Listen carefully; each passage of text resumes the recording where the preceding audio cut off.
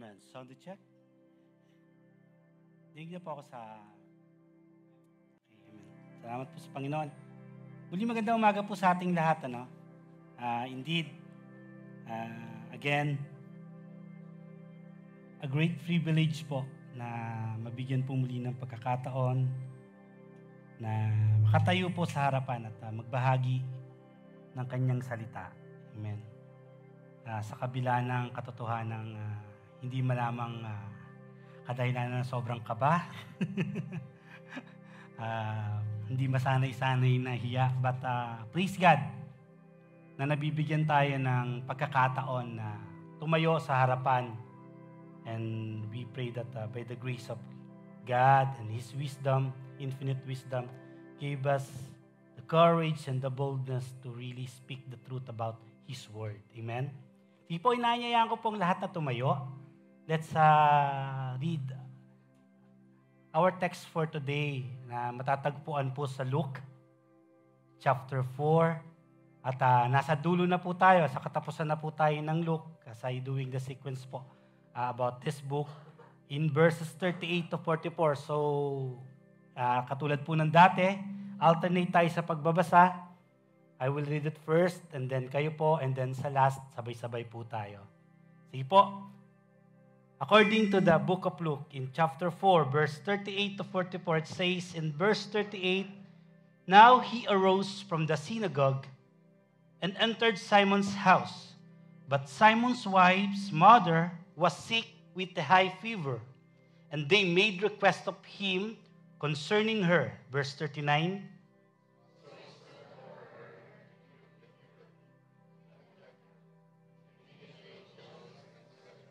Amen. And verse 40, "When the sun was setting, all those who had any that were sick with various diseases brought them to him. And he laid his hands on every one of them and healed them." Verse 41,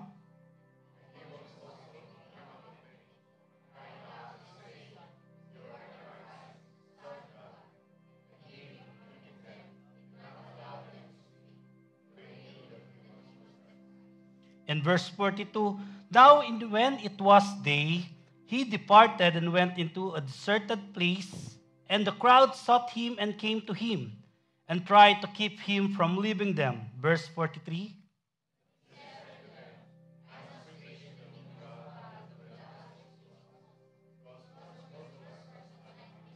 sabay-sabay po tayo in verse 44, "And he was preaching in the synagogue of Galilee."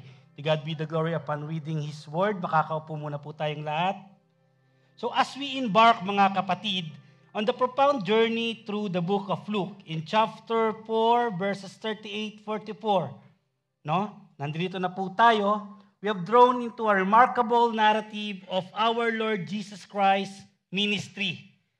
So where each step resonates with purpose and a divine significance. So from the sacred moment of His baptism, no, na na-share ko sa inyo, happens in Luke 3, in verse 21 to 22, where the heavens opened and the Spirit of the Lord affirming His identity as the beloved Son of God.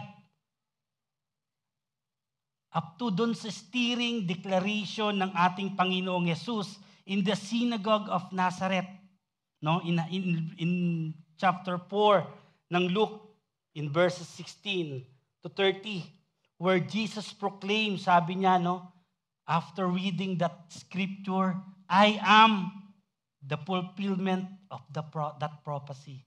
Today, that prophecy has happened. Sabi ng Panginoon, no, yung prophecy ni Isaiah, where the people were so amazed at the gracious words of our Lord Jesus Christ. No? Sobrang amazed yung mga tao sa narinig.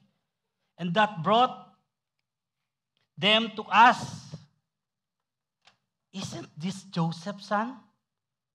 No? Sobrang sila, ito ba yung anak ni Joseph? Kasi grabe yung preaching ng word, no, ng Lord, yung authority, yung power ng Lord. Yet Jesus later faced rejection from these same people. Na sobrang astonished dun sa mga sinabi niya. Why? Because to them, They declared hard truth about what happened before then sa Israelites, that the grace of the Lord went beyond the boundaries of Israel and goes to the Gentiles. No, hindi nila matanggap yung ganon. So, what they're doing is, they tried to harm Jesus. They tried to harm Jesus. And then, that brought him in the synagogue of Galilee. No, especially in Capernaum.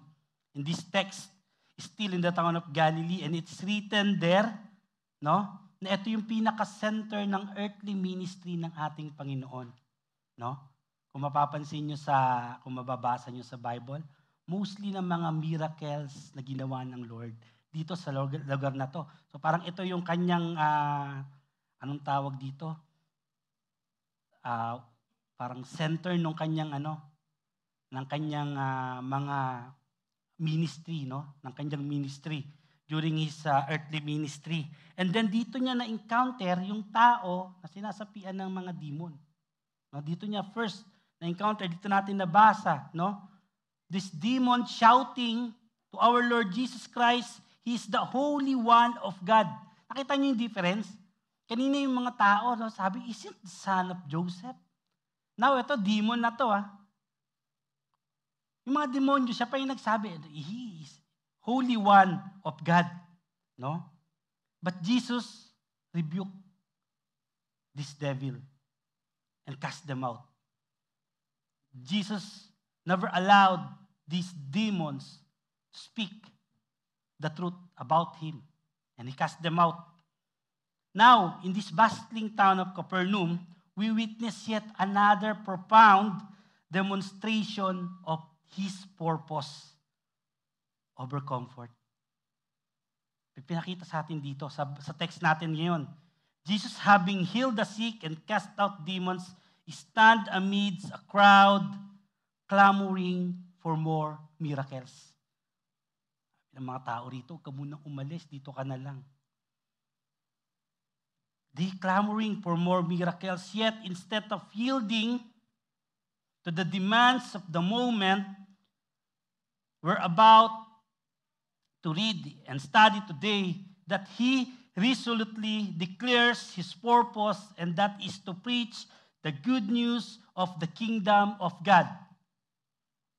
As we delve, mga kapatid, into our Lord's message for today, we're compelled to ponder upon this question that conveys important truth to our beloved text for today. What's your purpose worth?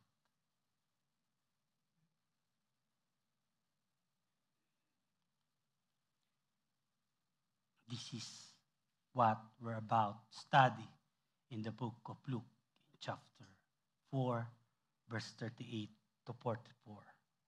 So join me once again, mga kapatid, as we journey through the pages of this book. But first, let us pray.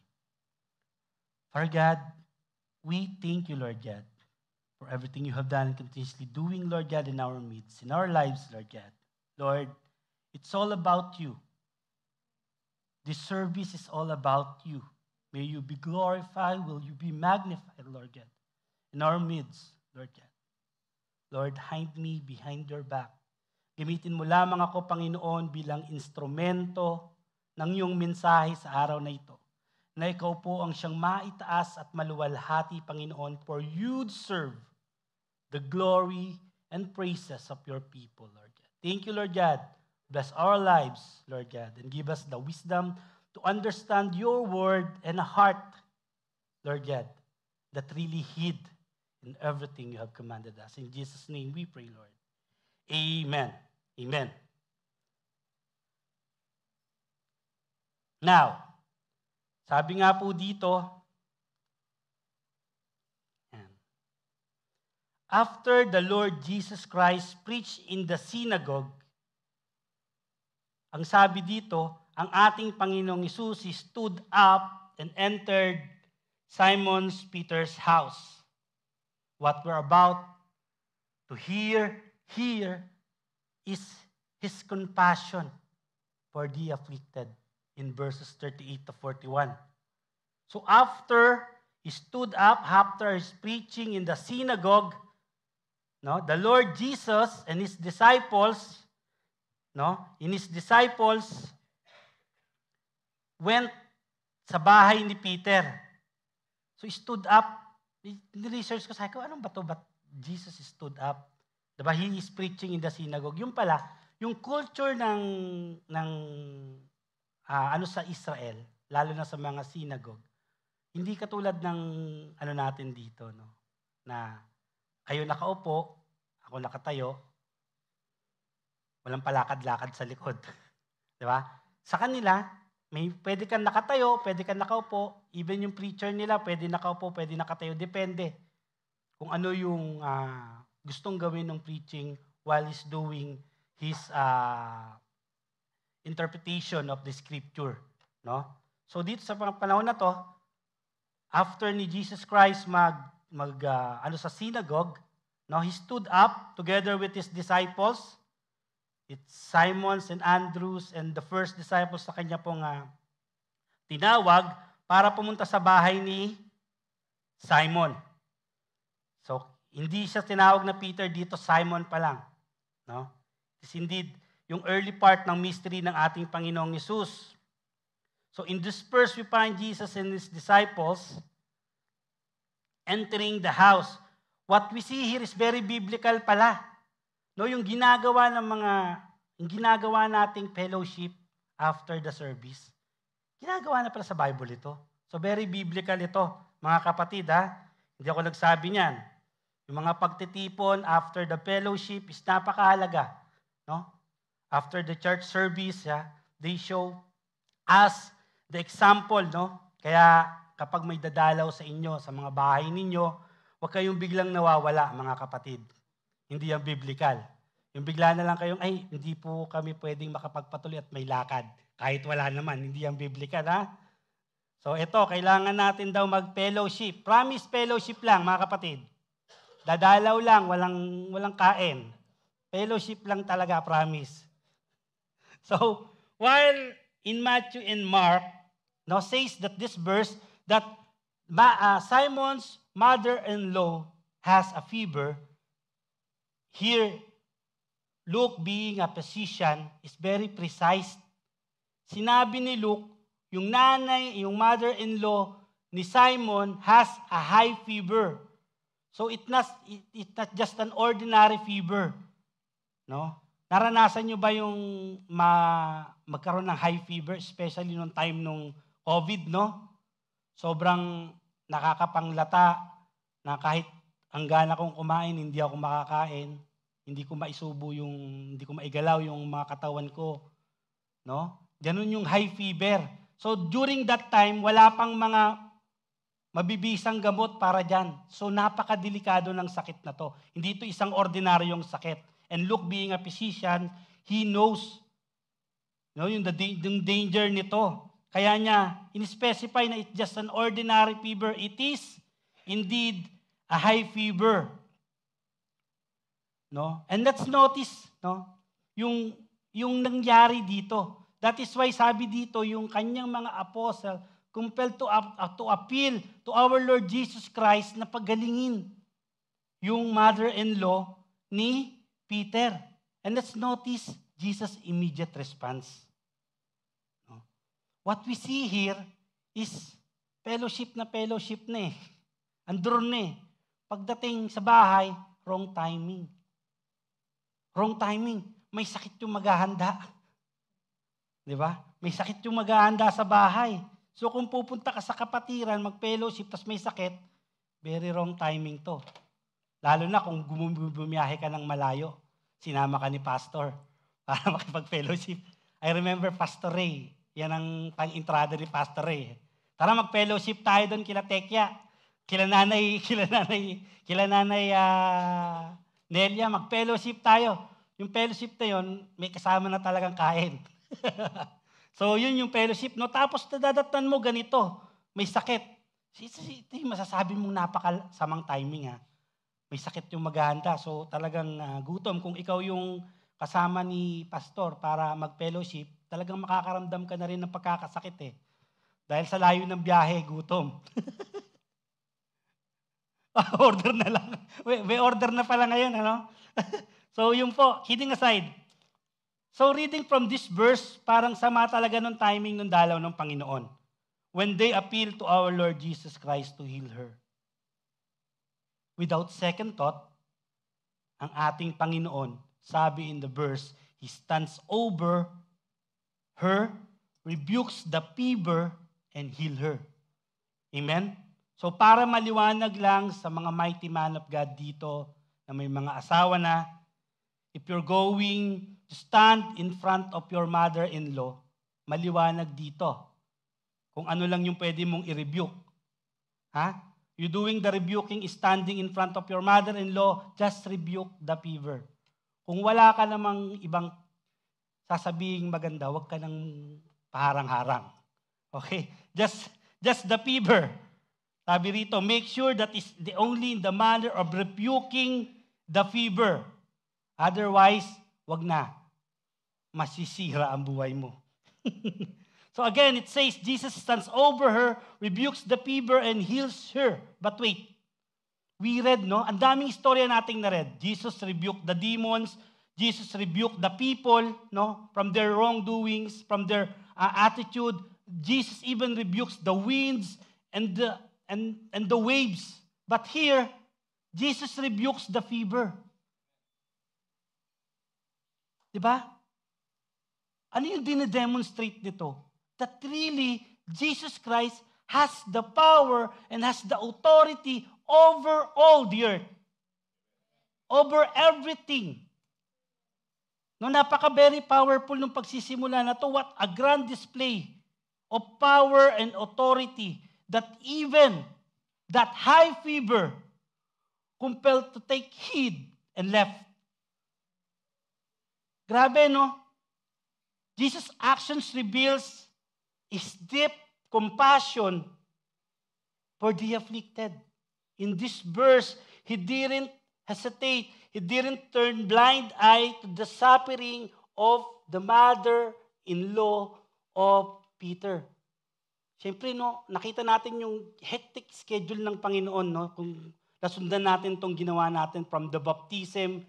Naglalakad lang yung mga yan. Hindi yan sumasakay sa mga kotse. Wala yung mga van na church service. Wala. Naglalakad lang yan. And from there, they immediately attend the ministry of preaching the people. No? So nakita nyo, pagod, magpapahinga, gusto munang, siguro kaya pumunta kay Peter para magpahinga. But no, ito, another ministry na kailangan atinan ng Panginoon, but the Lord didn't turn blind eyes, hindi nagbingi-bingihan, hindi nagpabebe sa pagpapagaling ng mother-in-law ni Peter. He immediately healed her. Sabi rito. But what, ano sa akin, it makes me amazed, is the manner of healing na binigay sa kanya ng ating Panginoong Diyos. Sabi rito, high fever nung kanyang mother-in-law was immediately gone. But not only the fever, but also the effects nung pagkakasakit. Ilan sa atin dito nagka-high fever? Sabi ko nga, di ba kapag medyo gumaling na, bumaba na yung fever, andoon pa rin yung effect. Hindi ka pa rin masyado makatayo, hindi ka pa rin makalasa, no? Ang hirap pa rin kumilos. But here, sabi rito, once Jesus rebuked the fever and the fever left, Peter's mother-in-law immediately got up and served them. Di ba nakita natin dito yung power ng ating Panginoong Hesus? Yung power na meron yung ating Panginoong Hesus. In Matthew 8:14, sabi rito, He touched her hand and the fever left her and she arose and served them. With just one touch of Jesus, mga kapatid. With just one touch, it is enough to take away kung ano man yung effects ng karamdaman na meron yung mother-in-law ni Peter sa kanyang katawan that causes her to immediately rise up and serve them. Parang walang nangyari. Parang ginising lang na nakaidlip na tulog. Ay, nandiyan na pala kayo, tumayo. At immediately nag-serve sa kanila. And here is one of the most beautiful truth about our Lord Jesus Christ. That when our Lord Jesus Christ heals, He restores as well. He restores as well.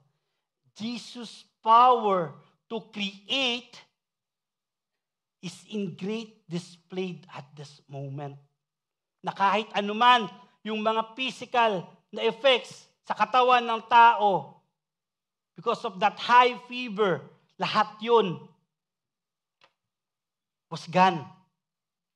You see the power of our Lord Jesus Christ with just one touch, with just one word. Completely, we are healed. Amen? So, it's true that when Jesus heals us, He does not only take away the cause of our sickness, but also the effects of it, that we are completely healed. Amen? Isn't that the good news to us? Are we taking time to ponder about this wonderful truth?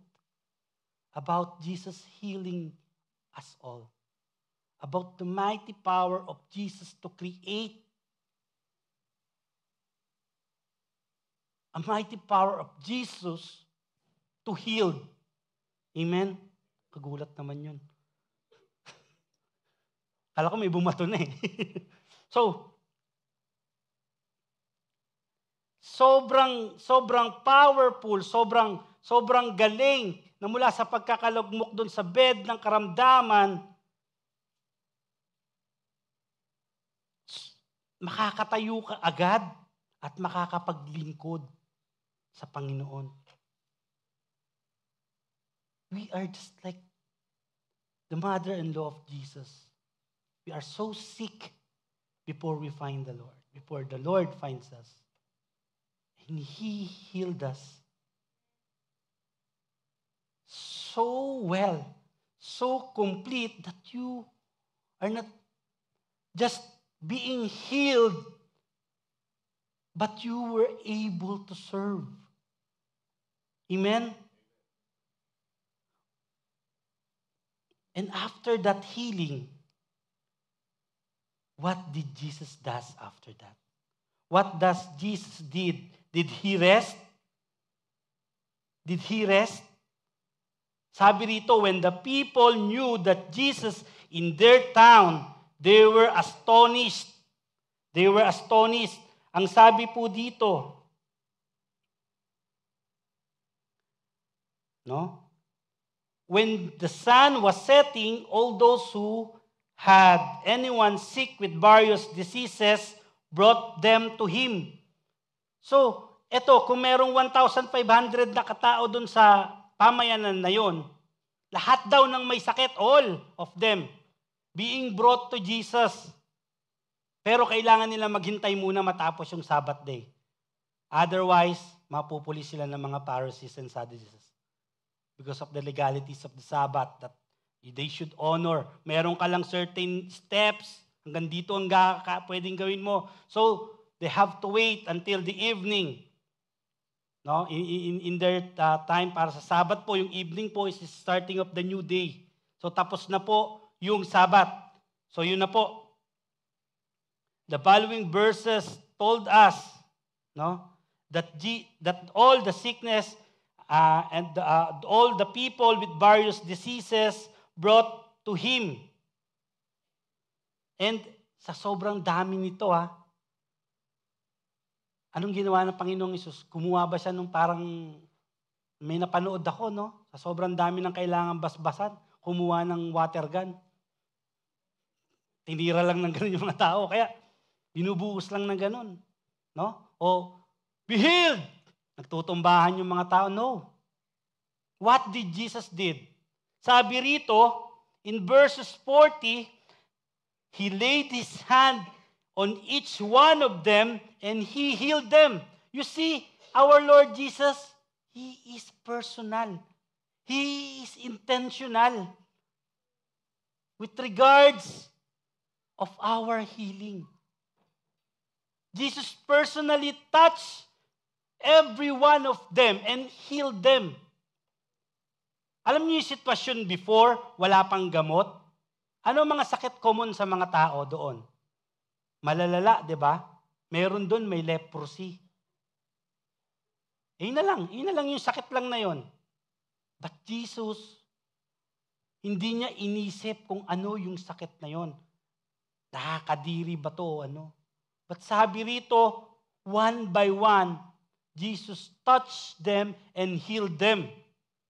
Mga kapatid,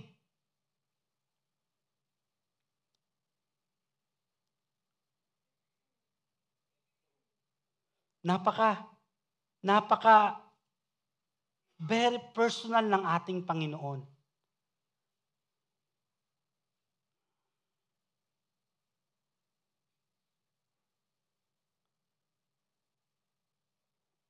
Excuse me. Napaka very personal ng ating Panginoon that Jesus, with all the love and compassion, moved, laid His hands on every one of them, and healed them all. Walang pinalagpas ang Panginoon. Wala siyang sinabing, ikaw yung karamdaman mo.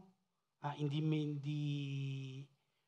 simple yan, doon ka na muna. No? Unlike what we are seeing right now, no, na ginagawa ng mga fake healers, no? They're just selecting dun sa crowd. Ito, sakit sa tiyan, pwede to. Ito, no, kailangan mo na operasyon, hindi ka pwede. Masisira yung ministry ko. No? Malalaman nila na hindi ko kayang pagalingin yung sakit mo. So, huwag niyo papapasukin yan dito. Sabi niya, pero ito hindi. Sabi niya ng text sa atin, Jesus touched them one by one and healed them. It displays His love and compassion being our intentional God, being our personal Lord. And truly, Jesus has a great power and authority over all the earth. No, bakit?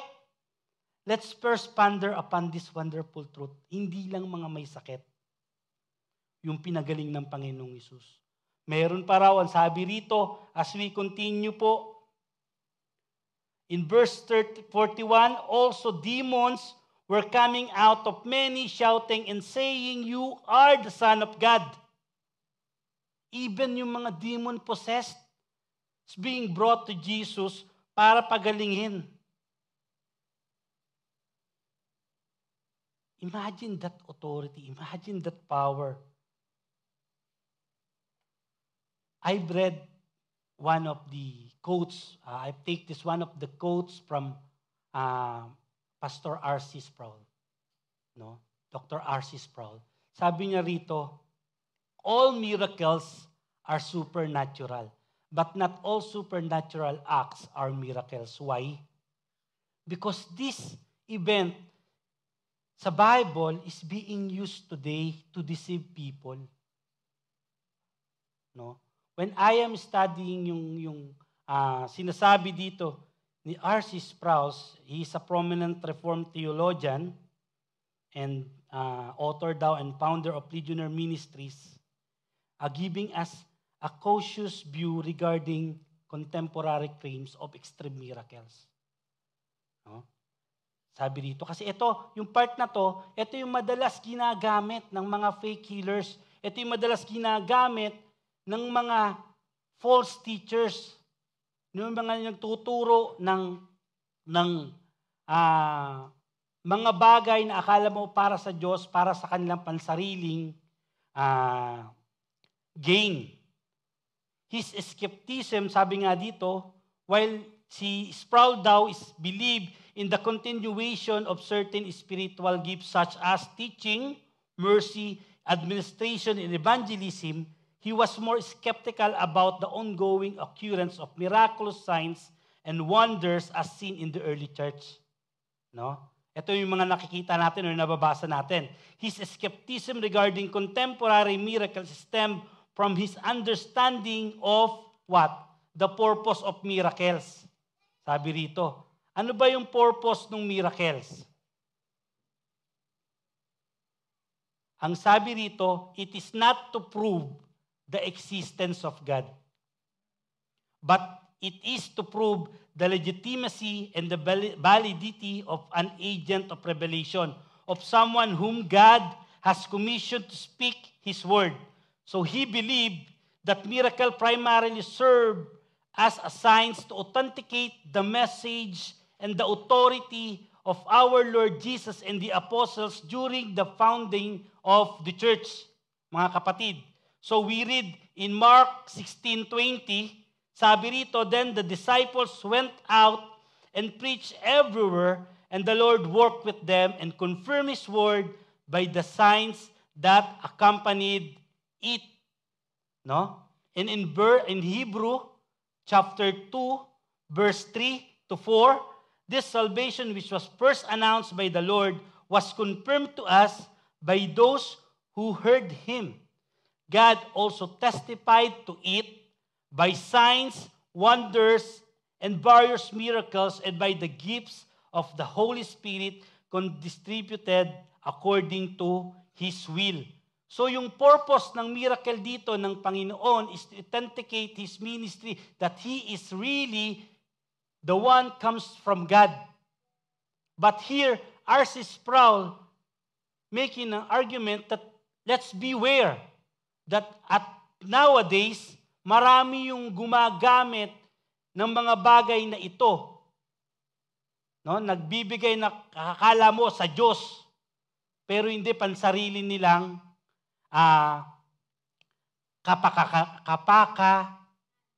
kapakanan. Yun. Sorry. Medyo natasanay na kasi ako, matagal na rin ako dito, kaya English na rin yung first word ko eh. Yan. So, pansariling kapakanan. No? Their personal gain, their personal interest. This verse also is teaching us to beware of those that making or make you believe that these miracles really exist and really coming from God. Ang sinasabi rito ni R.C. Sproul sa binasa ko is these signs and wonders is para to authenticate yung ministry ng ating Panginoong Jesus and ng kanyang mga apostles during the founding of the church. So wala pang church this time. No? They're just building the foundation. It is the proof na yung mga taong ito comes from God in Acts 1:4-3. Sabi rito, so Paul and Barnabas spent considerable time there speaking boldly for the Lord, and who confirmed the message of His grace by enabling them to perform signs and wonders. Ito yung mga confirmation in John 3:1-2. No? Even si Nicodemus, a Pharisee,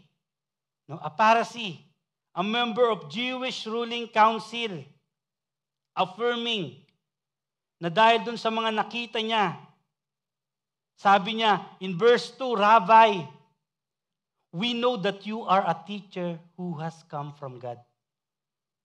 For no one could perform the signs you are doing if God were not with him.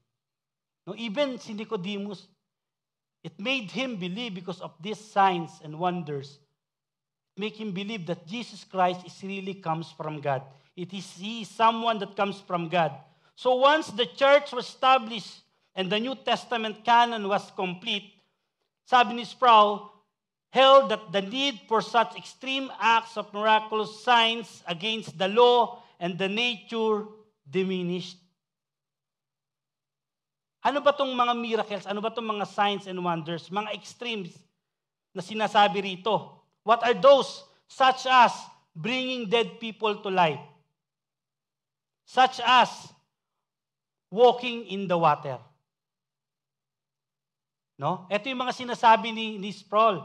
Such as turning water into wine. No? Ito yung mga extreme na sinasabi rito. However, it is important to note na hindi niya ina-outright or dinideny yung possibility of miracles occurring in the present day. The miracles of the Lord still happening as He chooses, as He please. But He emphasized what? That the sovereignty of God and acknowledge that God is capable of performing miracles if He chooses to do so. Nonetheless, sabi niya rito, He cautioned against the excessive focus. No, tayo mismo yung excessive focus natin to those extremes. Nung makakita, hindi ako susunod sa Panginoon hanggat hindi ako nakakita ng mga signs and wonders. Kung hindi ka nilang lulutang sa harap ko, hindi ako maniniwalang para ka sa Panginoon. Kahit gaano ka ka-effective mag-preach. No? He is cautioned against excessive focus on seeking after signs and wonders so as we would not be deceived. And urge us, mga kapatid, and urge us to prioritize the faithful proclamation of the gospel and the diligent study of Scripture. Para hindi ka madaya, mga kapatid, in order for you to not be deceived, study the Word. Focus on the Word. Focus on that faithful proclamation of the gospel of God. Not on that miracles that's so extreme. Kung meron kayong makakita pa ng mga ganyan, lalo na yung turning water into wine, bigay niyo yung number ni Nico. Diba? So, yung sinasabi ni Sproul, focus on what is matters most. Focus on the Word of God. So dito, sabi rito, mag-aral tayo mga kapatid para hindi tayo madaya. Magbasa tayo ng salita ng Panginoon. Read your Bible, but don't just read it, understand it, contemplate. No? Magkaroon ka ng time to really ponder yung message na ibinibigay ng Diyos sa iyo. Yung message na itinuturo ng Diyos sa atin. Here, we see that Jesus immediately responds to the disciples' plea and to all the people who came to seek healing, reflects His compassion for those in need. And mga kapatid, as a follower of Christ, we are called to embody the same compassion sa atin pong mga buhay. Amen? So, napaka-profound, no, nung lessons agad. Napakarami agad nating take out sa mga verses pa lang na yon. Number 2, prioritizing purpose over comfort. In 42b, sabi rito, and the crowd sought Him. Pagtapos ng napakalaking pagpapagaling sa lahat ng mga tao na nandoon. No? The crowd sought Him and came to Him and tried to keep Him from leaving them. Napakaganda, no? Napakaganda no sinabi dito. In verses 42, we read na yung mga tao hinahanap yung Panginoong Hesus. Nasaan na siya? They really seek Him. Are their intentions are pure? Are we going to say that they are so concerned about the message of Christ na narinig nila? That they really want to be changed ng message na yon. Kaya nila hinahanap yung Panginoong Hesus. They eagerly seeking They eagerly seeking the Lord. The Lord went into solitary, and when they did not find, siguro pagpunta nila sa bahay ni Peter, wala doon. Saan na? They really seek the Lord. Anong sinabi nila? They try to keep Him from leaving them. Huwag ka nang umalis. The people desires for Jesus to remain in Capernaum reflects yung impact ng ministry ng ating Panginoon on that local community. Kahit sino naman, di ba? When we see that miracles happening, kahit ikaw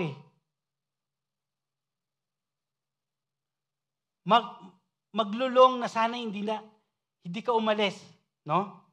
Na hindi umalis yung Panginoon, and their recognition of Him is so significant.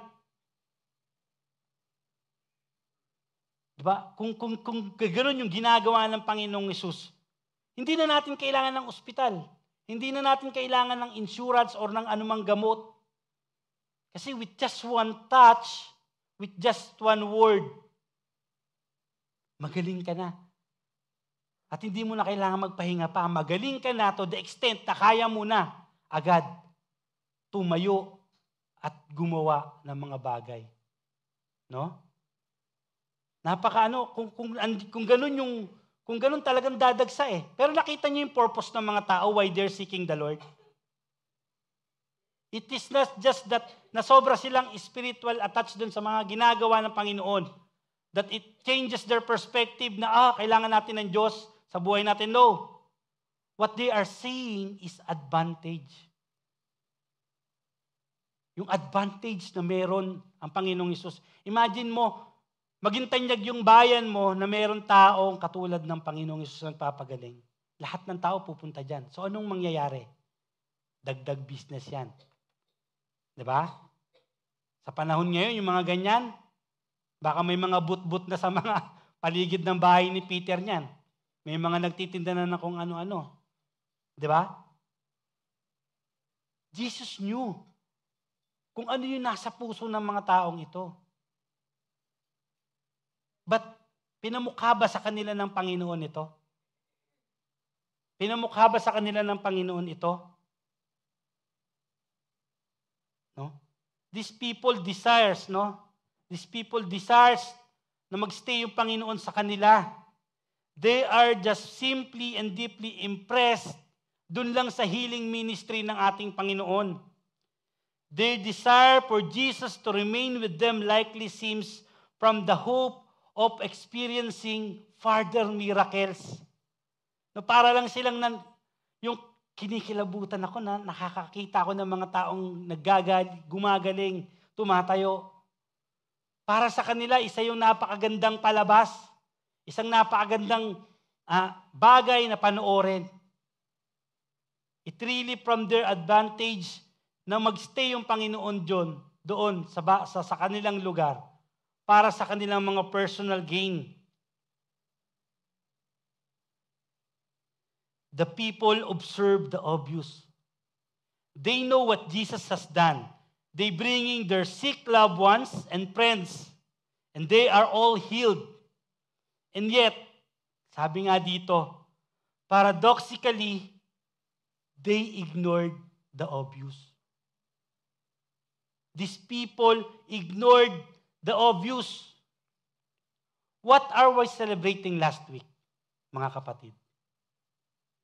What we commemorating? The resurrection. No? Nagsimula yun saan? Doon sa preach dati ni Pastor, no, yung Palm Sunday. Where the Lord Jesus Christ entering Jerusalem, riding on a donkey. And the people what? And the people is shouting, Hosanna! Jehovah saves. Blessed is he who comes in the name of the Lord. These people proclaim the identity of our Lord Jesus. They observe the obvious.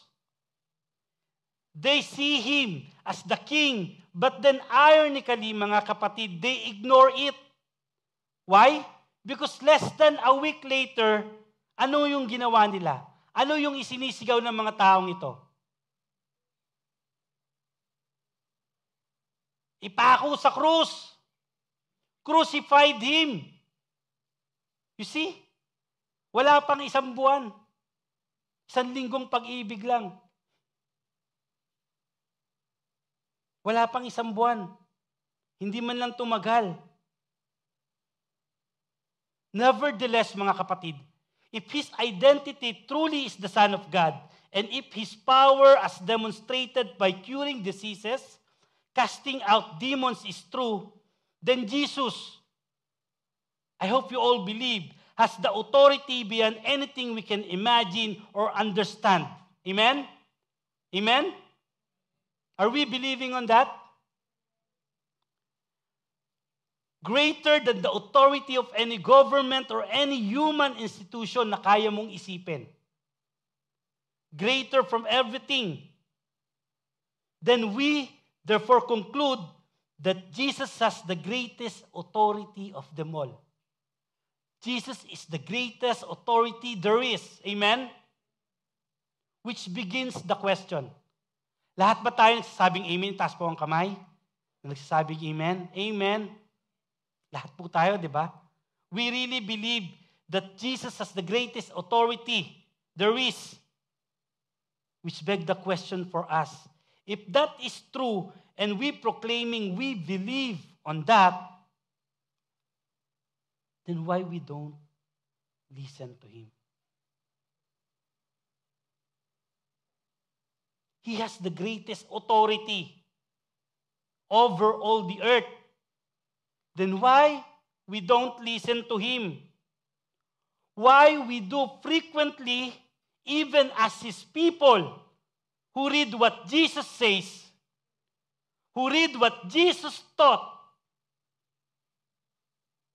proclaiming that He has the authority over all the earth, ignored it frequently.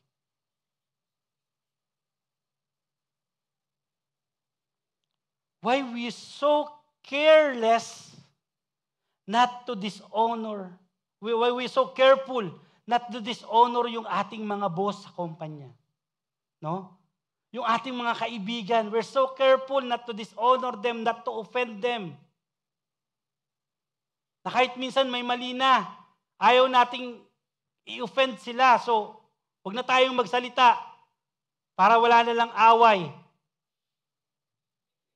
We're so careful not to offend yung ating mga boss to the extent na kahit alas 6 pa yung pasok, gising na ng alas 3. Gabi pa lang nag-aalmusal na, wag lang malate. We're so careful on that. We're so careful of honoring everyone here on earth. But not the Lord Jesus Christ, who we often ignore.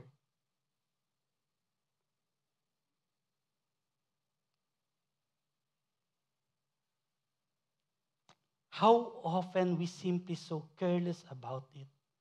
If Jesus truly is the one who possesses all authority in heaven and on earth, then we have responsibility, mga kapatid, as His people, to yield and submit to Him. Amen? And yet, we are so careless to heed to His instruction. Kasi elder, kaya ayoko magdikon eh. Hindi naman ako para dyan eh. Hindi ko kaya mag-preach mag-share ng salita ng Panginoon. Hindi ako para dyan. Kaya ayoko mag-ministry. Hindi ko kaya. Hindi ako para dyan. Diba? Nag-church naman ako, okay na to. Upo tayo, alis. Diba? Hindi ko kaya yung magdikon. Kailangan mag-share ng laging daily devotional. Ba't hindi na lang natin gawing yearly devotional yan para medyo maka-cope up, makakabisado ko yung text na binigay sa akin. Diba? Bakit kailangan daily? Hindi tayo kong trabaho, dahil kong ginagawa eh. Hindi ako para dyan, kaya hindi talaga. Wag na lang. Hindi ko kaya yung maging elder. Hindi ko kaya yung ginagawa ninyo. If Jesus is truly, we are saying, the one who possesses all authority in heaven and on earth, mga kapatid, we have the responsibility as His people to yield and submit to Him. Pag nag-submit ka ba, may tinitira ka pa?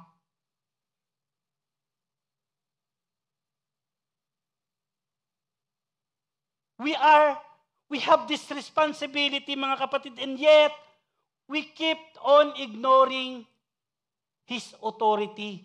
Sinasabi ng mga labi natin that yes, Jesus has the authority over all the earth.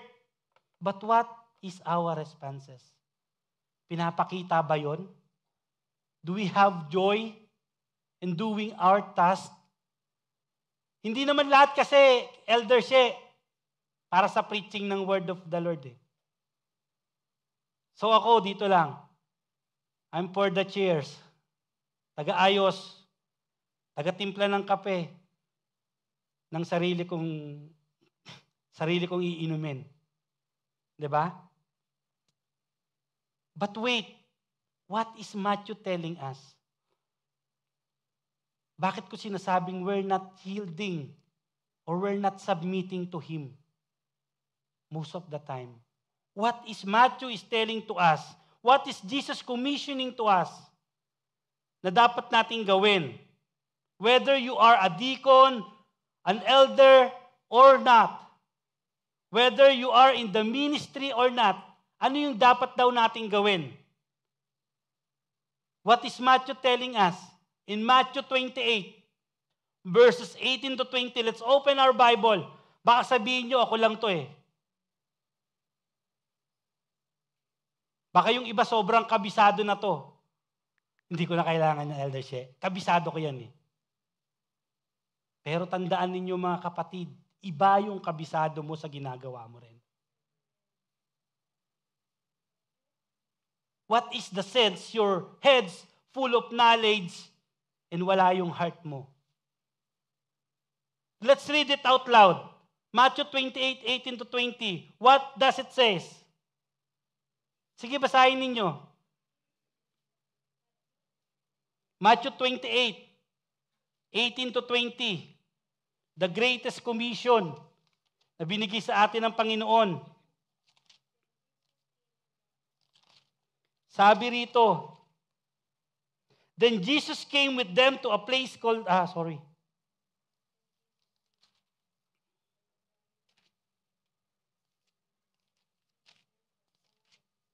baptizing them. Amen. Sabi rito, Jesus came near and said to them, all authority has been given to me in heaven and on earth. Go therefore and make disciples of all nations, baptizing them in the name of the Father and of the Son and of the Holy Spirit, teaching them to observe everything I have commanded you. And remember, I am with you always to the end of the age. Amen? Did you listen to this instruction, mga kapatid? How do you make disciples if hindi ka nag-aaral? If hindi mo tinitrain yung sarili mo to do that? And ano yung ituturo mo? Sabi rito, and to preach the gospel. And to teach them to observe everything. Ano yung ituturo mo kung hindi ka nag-aaral? Kung hindi ka nagbabasa ng Bible? Kung hindi mo alam kung ano yung sasabihin mo? It is enough. 10 taon ka ng Kristiyano, nahihiya ka pa rin mag-share? It is good or no good? Speak. What speak you? 10 taon ka ng Kristiyano, hindi alam nung kasama mo sa kwarto, katabi mo pa ng kama, ay, Kristiyano pala to. Very cautious kang kumikilos para hindi nila malamang Kristiyano ka. Jahe. Uma-attend ako ng Bible study. Uma-attend ako ng church every Sunday. It is good. Are we practice? Kung ano yung sinasabi rito, are we submitting and yielding to His will, to His command, to His commission? To go preach the gospel to every people that you come to know and to teach them about all these things, about the kingdom of the Lord. Amen? Kaya siya sabi ng Panginoon, no? Eto, people wants to follow Jesus but not following Jesus. Gusto mo to follow Jesus, but not to the extent of following Him. Is this true?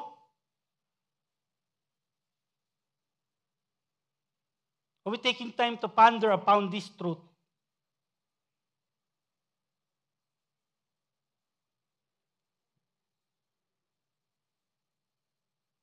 That's why in Luke 6:46, our Lord Jesus is asking, mga kapatid, our Lord Jesus is asking,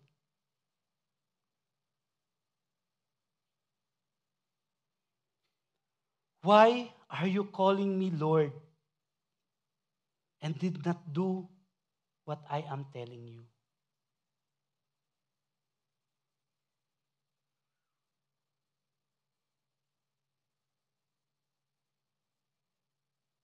And what did Jesus told them? In Matthew 7:23. I never knew you. Depart of me, workers of lawlessness. Imagine your lips proclaiming that you are the follower of Jesus Christ, but keep on ignoring yung kanyang mga sinasabi, yung kanyang mga instruction, na mag-aral ka at magturo ka, ipaliwanag mo, ituro mo sa iba, na mga hindi nakakaalam what is the kingdom of God. Ano yung knowledge mo? Ano yung sinasabi mong you are the follower of Christ? Pang TikTok lang, pamparami ng views? Come to think of it, mga kapatid. That's why in verse 43, he said, I must preach the kingdom. He resonately turned down kung ano man yung sinasabi ng mga tao na ito for him to stay. Sabi niya, I must preach the kingdom of God to the other cities also. And all these things, to the other cities also. Tama ba? Yeah. To the others cities also, because for this purpose, I have been sent.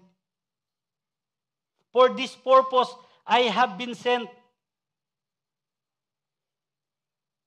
And what is this? Sabi niya rito, I must proclaim. I must preach. I must proclaim the kingdom of God. You see? And what is this kingdom of God? What is this kingdom of God that Jesus wants to proclaim to every cities, kaya ayaw niya magstay doon? Hindi ako para dito lang sa corner. I have to go and proclaim the kingdom of God. And what is this kingdom of God, mga kapatid? It is something that needs of repentance, a complete turnaround to our old self. In Matthew 4:17, it says, from that time on, Jesus began to preach, repent, for the kingdom of heaven has come near. It echoes what John the Baptist says in his time sa wilderness. Repent, for the kingdom of God is at hand. It is something that needs of repentance, mga kapatid.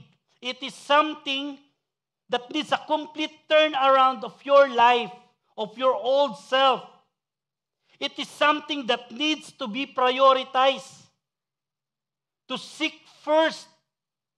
Hindi yung isang linggo, you prioritize, and then the next week, bakit ako na lang ng ako? Tingnan nyo yung nagiging attitude natin in front of our Lord Jesus Christ. We say a while ago, He has the authority over all the earth. Pero hindi natin siya masunod.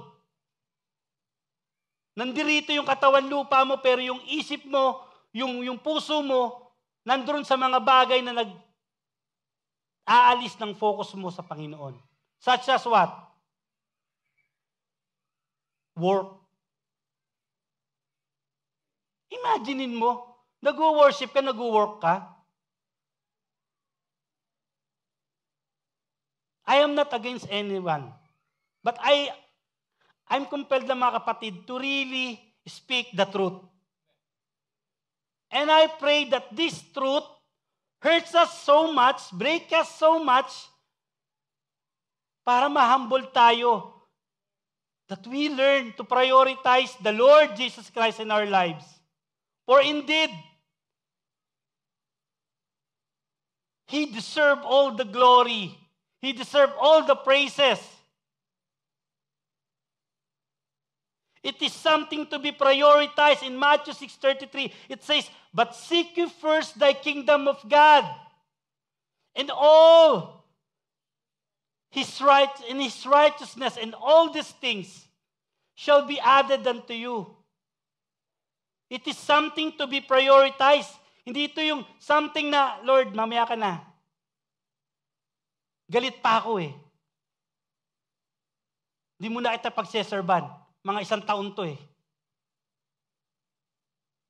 No!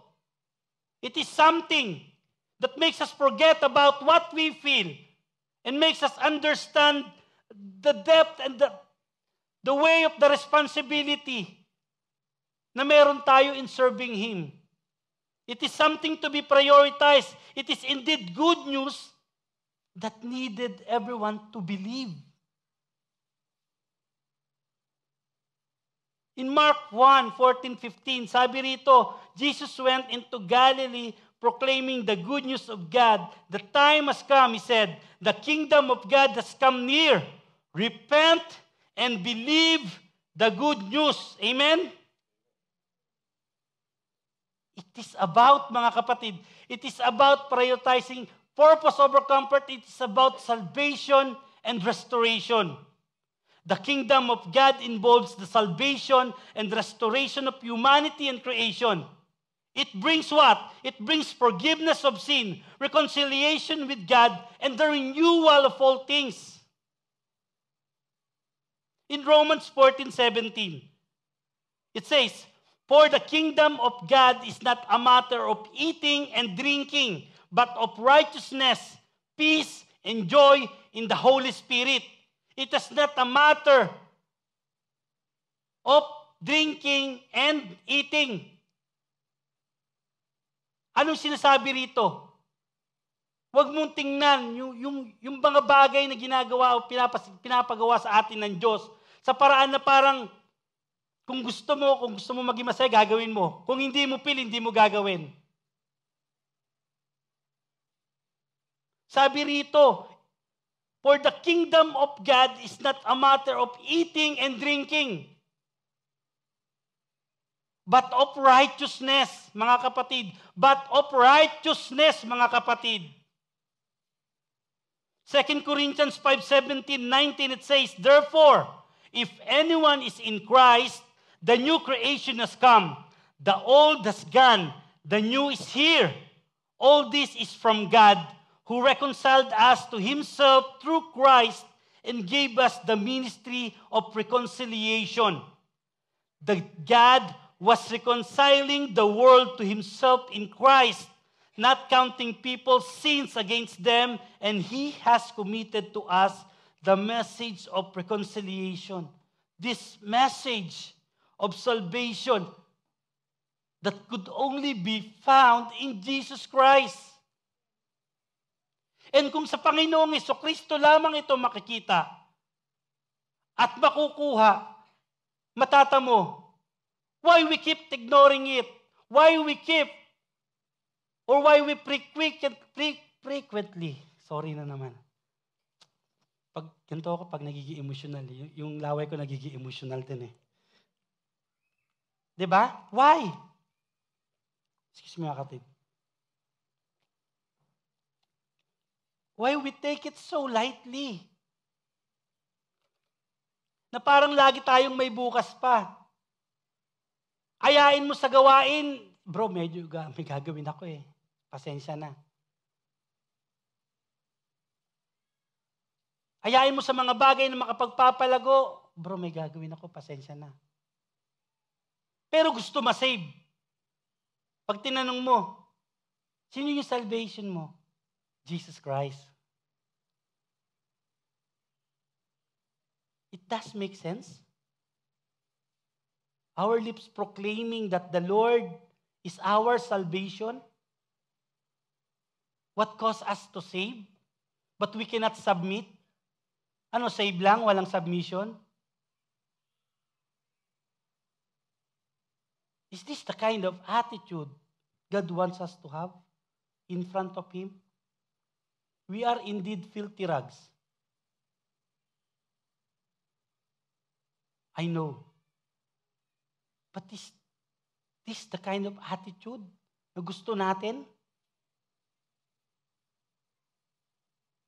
ipakita, gusto natin makita ng iba. Come to think of it, it's not just enough that you want to serve 1 week and then the rest of the years you keep on complaining. Why me, why me, why me? Sabi rito, therefore if anyone is in Christ, you are new creation. Sa mga bagay na dati wala kang pakialam, since you are new creation in Christ, you have the heart for Christ. You has now the heart for Christ. Na wala ka ng ibang gusto kundi papurihan ng ating Panginoon.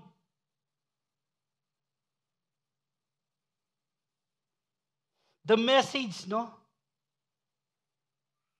It is the message of salvation that only be found in Jesus, the only Son of God. And that's the message the author of this book, Dr. Luke, wants to give to Theophilus. No?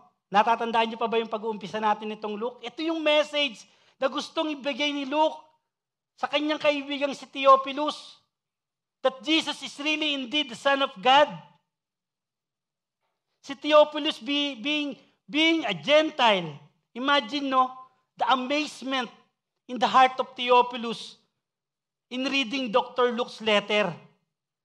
That what? That Jesus is the fulfillment of God's promises and the establishment of God's reign on earth. Ito yung Jesus. He is really the Messiah.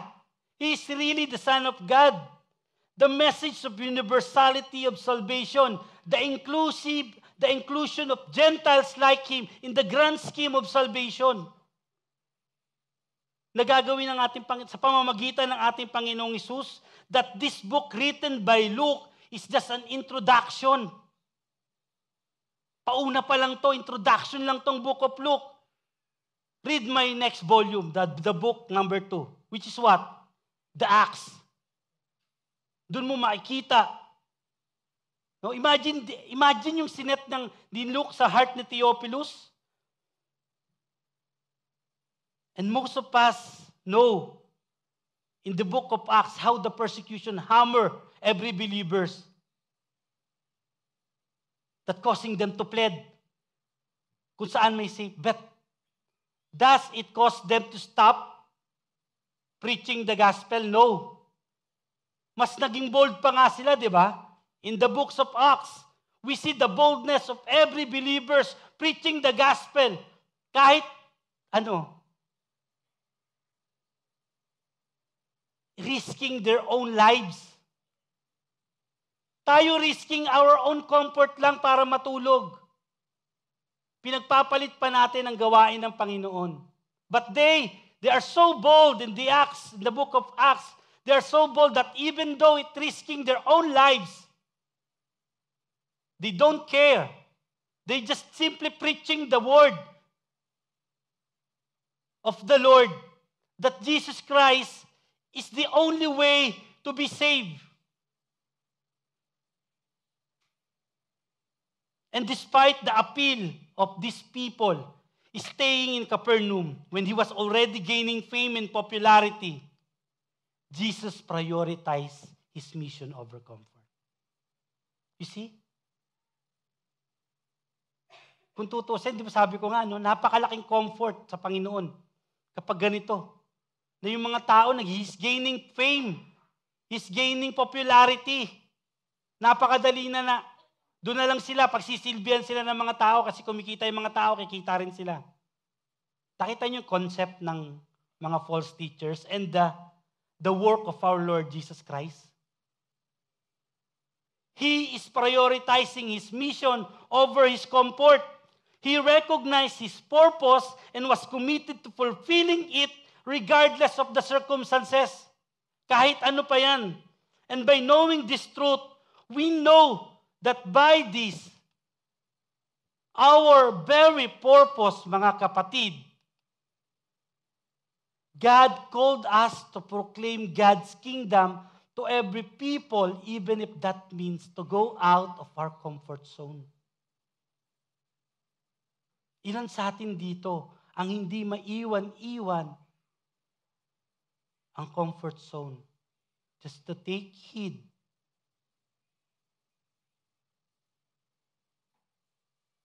The kingdom of God is at hand. Nalalapit na. What does it cost your heart? Did it stir your heart?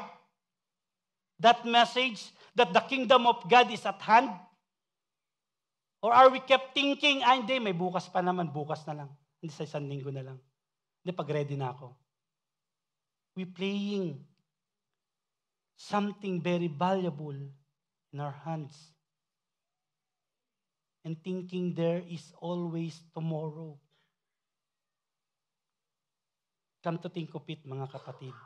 And if you're doing right now, mga kapatid, if what you're doing right now doesn't challenge you, doesn't steer you, doesn't make you go out of your comfort zone, maybe, mga kapatid, just maybe, you are not pursuing that purpose. You're just playing your feelings. I feel blessed. I serve. I did not feel blessed. I did not come. You're pursuing our purpose is to proclaim the kingdom of God. That even this purpose, if we keep on pursuing that, even in the Bible study, even in your own time, you prioritize pondering about this word and what it does to your life. Ano yung magagawa nito sa buhay ko? I'm sorry for my English sometimes it's on the wrong grammar. But for the sake of my dear good friend Eric, I take English lesson yesterday only. Amen? Are we?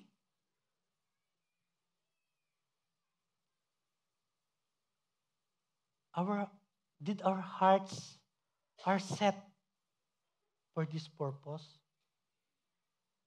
That God has called you to proclaim His kingdom.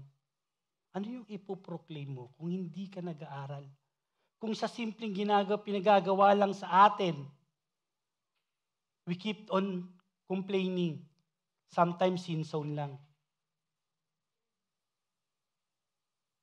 Hindi man namin mabasa, mga kapatid, kung ano yung mga ginagawa nyo.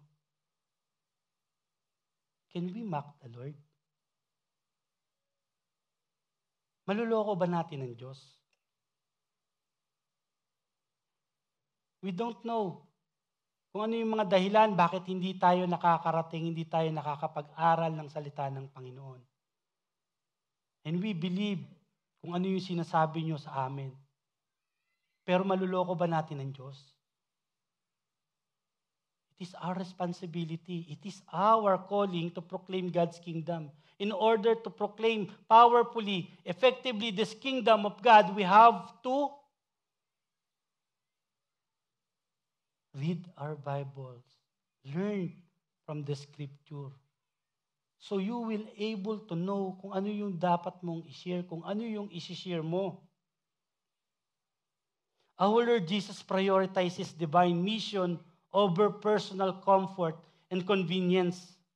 He didn't prioritize his own comfort or convenience, but instead chose to minister for the hurting.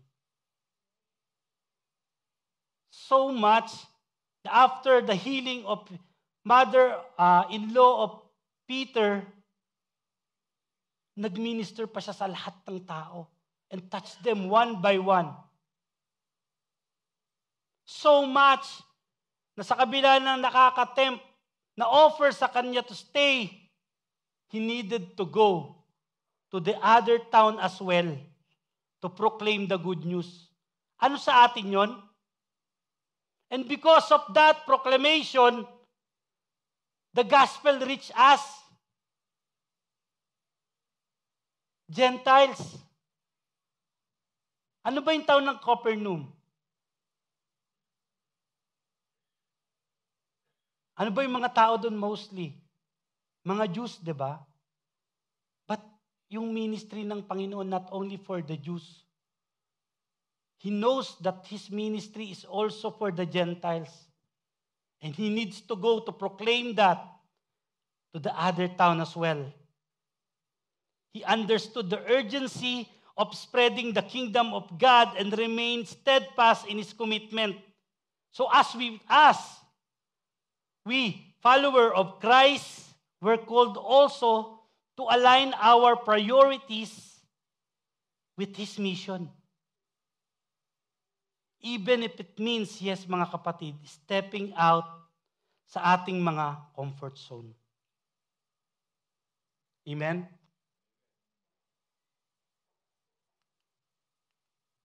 And now, setting boundaries for spiritual refreshment. In this verse, mga kapatid, we see Jesus withdrawing to a solitary place to pray. Despite the demands of His ministry and the expectations of the crowd, Jesus recognized the importance of spiritual refreshment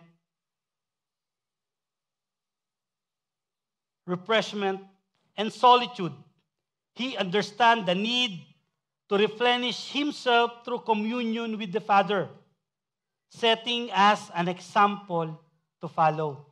Sabi rito in 42a, now when it was day, He departed and went into a deserted place. Imagine after na napakaraming taong pinagaling niya one by one. Anong oras na siya natapos nun? Anong oras na siya nakapagpahinga nun? But no, sabi rito, bago pa man pumutok ang araw, He went to a deserted place. He went into solitary and what? Talk to His Father. Pray. How often we do that?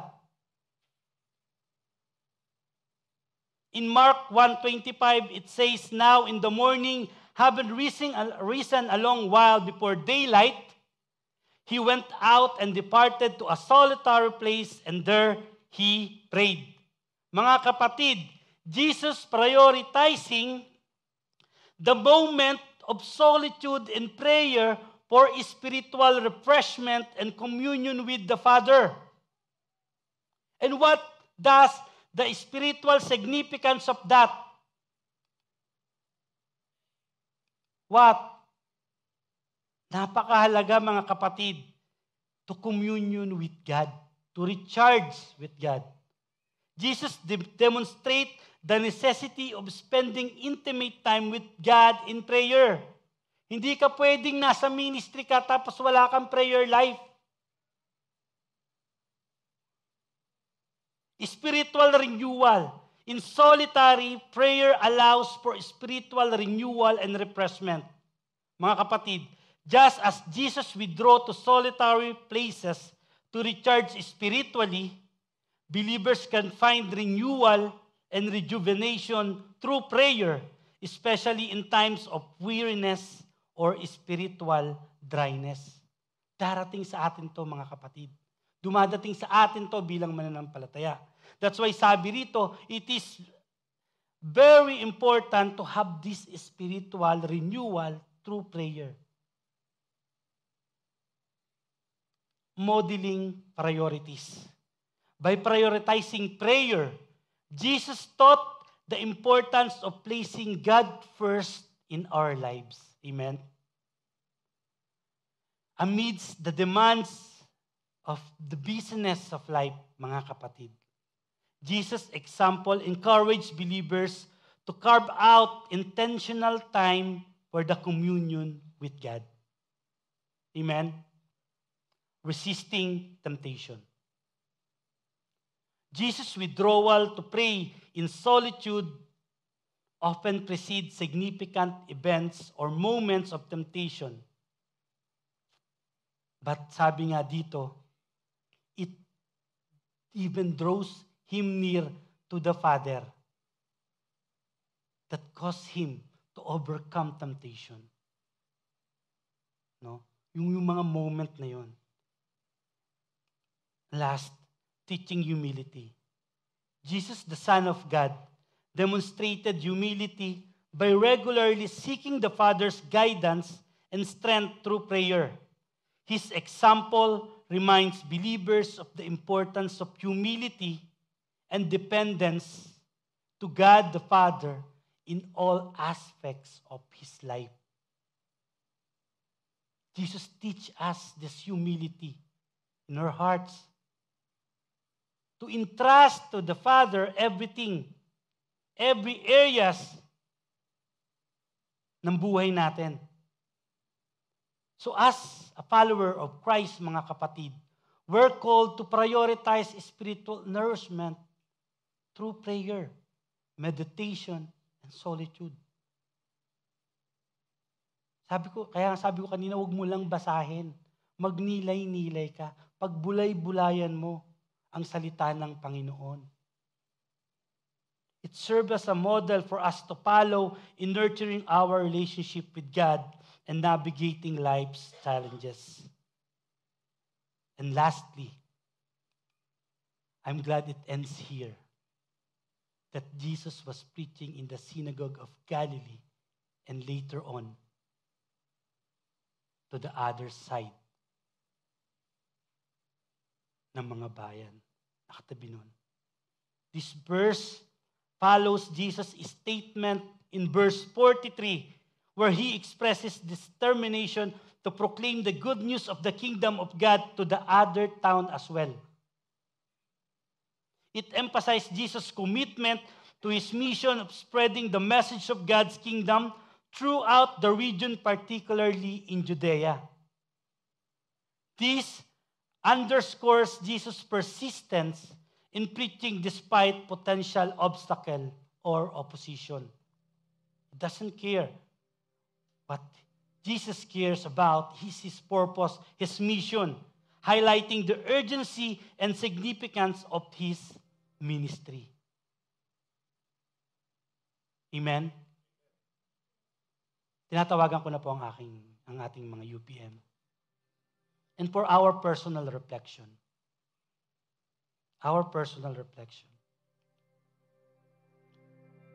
This message invites us to evaluate our priorities. Mga kapatid, are they aligned with Christ's mission and values? This message for today's invites us to cultivate compassion. Look for opportunities, mga kapatid, to minister to the hurting and marginalized in our community. And it invites us to prioritize spiritual nourishment. Make time for prayer, for meditation, and solitude to deepen our relationship with God. Come on mga kapatid, tayo kayo rito. And I invite everyone to please rise up as we doing our conclusion. Mga kapatid, remind yourself on this. Our purpose is about perseverance and dedication in the face of obstacle. Despite the pressure and demands placed on Jesus, Jesus continued to fulfill his mission of preaching and healing. Therefore, the word of our purpose, the answer to that question, what is your purpose worth? lies in our ability to remain steadfast and committed to our calling, even when we face difficulties or opposition. Our purpose is worth everything when we persist in living out God's will with unwavering determination and faithfulness. Amen. To God be the glory. Let's pray. Father God, we thank you, Lord God, and we bring you back all the glories, all the praise, and all adoration, Lord God. Thank you, Lord God, for showing us this example, Lord God, for showing us which to prioritize in our lives, in our ministries, Lord God, because most of the time, thank you for opening our understanding that we frequently ignored you, Lord God. That when we say no, you are the one we ignoring. Lord, help us. Help our hearts, Lord God. Change our hearts, Lord God, in our attitude of honoring you. You are our Lord, and you are our Savior, and you have the authority over all the earth.